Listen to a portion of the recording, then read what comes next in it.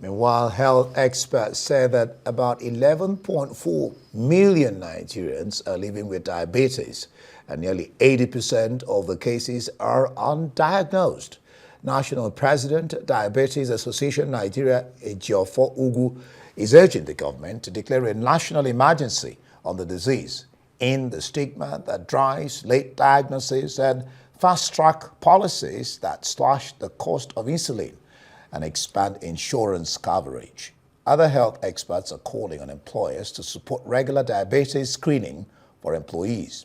The theme for this year is diabetes across life stages, strengthening integrated care for diabetes management, focusing on promoting a healthy workplace and balanced lifestyle.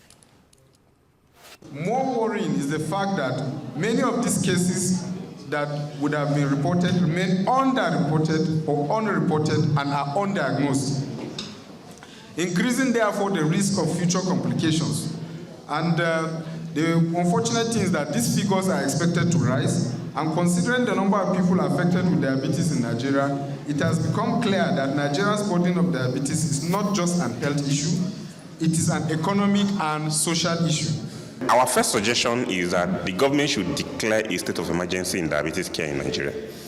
You know, you declare a state of emergency in something, an issue of urgent national importance. All right? So, diabetes has become one of those issues requiring declaring a state of emergency. So, the Nigerian government needs to assemble all the relevant stakeholders to come to a round table and formulate national diabetes policy and strategic plan to be able to curb this epidemic.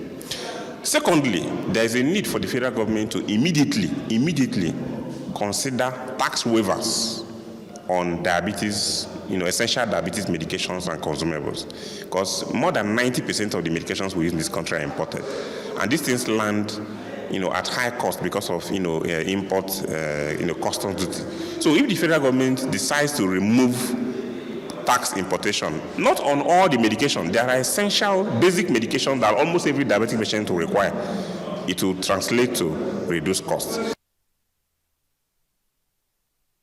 All right, now for diabetes and the challenges of managing it, I am joined by Mansur Ramalan, National President, Diabetes Association of Nigeria. I didn't know whether I got the portfolio right. Thank you. I'm the first Vice President. First Vice President, Mansur Ramalan. Yes. Correct, Mansur. Glad to have you join us on Newsnight.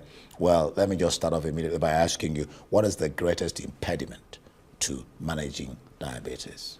The greatest impediment to management of diabetes in Nigeria is the high cost of medications and insulin. No doubt about that.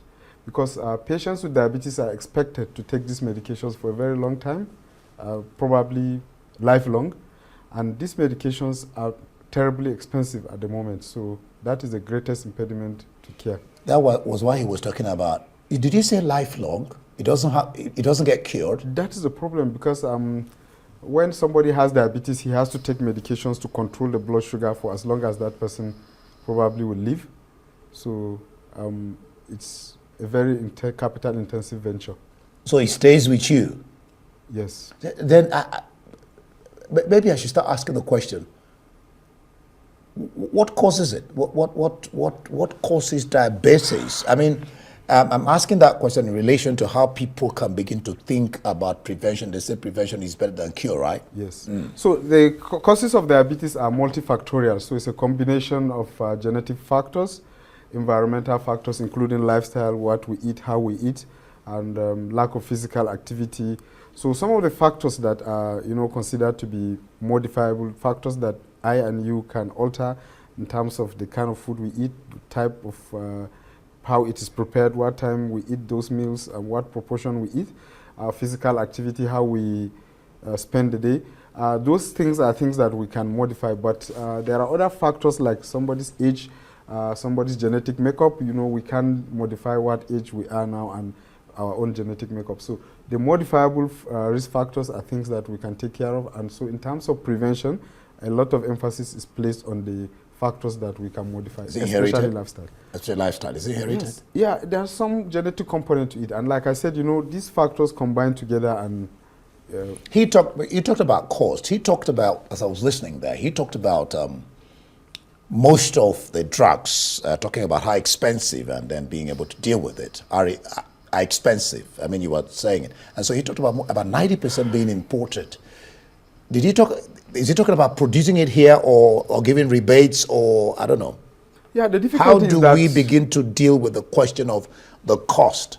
The difficulty is that, I mean, more than 95% of the drugs that we use in the treatment of diabetes are imported into the country. 95%? Yes, and some of the major marketers that are importing the products have left the country. I mean, you could see a lot of companies, and apart from the medications, the drugs themselves, we have insulin, and I think of the 5 major marketers of insulin, almost 4 have left the country with the advent of the economic crisis.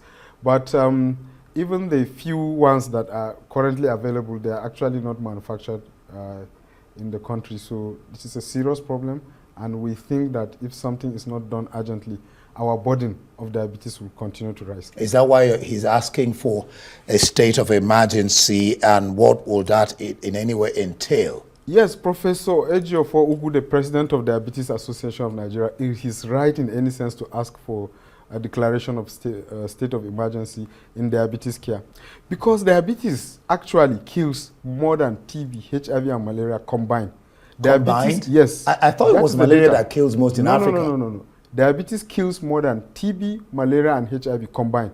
And like I'm going to say this night, diabetes is the #1 cause of kidney failure globally, not only, I mean, in this part of the world, all over the world, the #1 cause of kidney failure.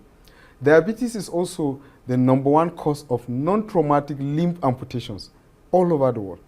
It is also the #1 cause of preventable blindness. Oh my God, you see that alarming statistics. It calls to question what we need to do to prevent people from developing these complications. And the most effective way is by ensuring that they have good care, access to care. So if you declare, like I asked, a state of emergency, what would that entail? That entails gathering the necessary expertise and looking at different aspects of the care in terms of diagnosis, medications, and treatment. So in terms of diagnostics, even the glucose strips that people use to monitor their blood sugars, the prices have gone by more than 1,000% over the past 4 years.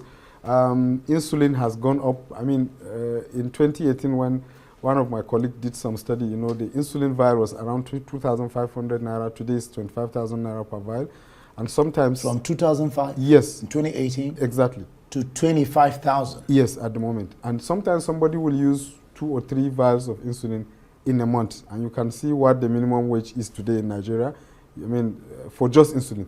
And that person who is going to use insulin is likely going to use a glucose strip to check his blood sugar for each time that he's going to use that insulin.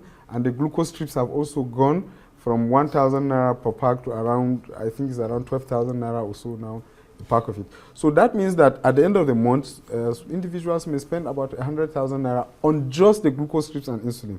And also, don't forget, they also do other tests to look at other kidney function, look at the heart, you know, and other organs in the body. And that also entails a lot of costs. And these costs are not being taken care of by any system in Nigeria. But we also have countries in Africa that are doing fairly better. I know quite a number of countries in Africa where people get insulin until they reach the age of 18 years. And yes, I know. Free? Yes. I've been to fellowship to one of the African countries where... Can we do it here? It's possible. Possible. Just take the commitment from the government, assembling the right individuals and the right expertise. Again, previously there was this sugar and sweetened beverage tax that was introduced. Yeah. And I think they are supposed to tax 10 naira per liter. They started that and they suspended that. I think it's one of the ways to generate income that can be used now to take care of. To drive yes. targeted to. Yes. Before you leave, let me just ask you this question. A national guideline on the prevention, control, and management of diabetes, quite briefly, diabetes mellitus, was developed in 2021. This is 2025. How relevant is that to the management of diabetes today? I can tell you that it's very relevant. However, we know we have just some few drugs and treatment substitutes that have, been introduced into the market from that time to this time. But for many of the medications that have been available, they are still relevant. So that treatment guideline is still relevant. We expect that it will be updated. But like in Nigeria, most times things were slow in making progress, and we hope that such progress will be made. This particular one, we need to be fast from the gloomy picture you just painted. Thank you and so we hope that the government and individuals concerned, our development partners, and everybody will take this very serious. They have to, because it's almost like a death sentence. Exactly. I mean, that's what it's almost like. Yes. Thank you so much for being in the studio to talk about this. I hope that the people who are listening would have got the import, particularly people who are concerned. Thank you for being here. Thank you for inviting me. Yeah.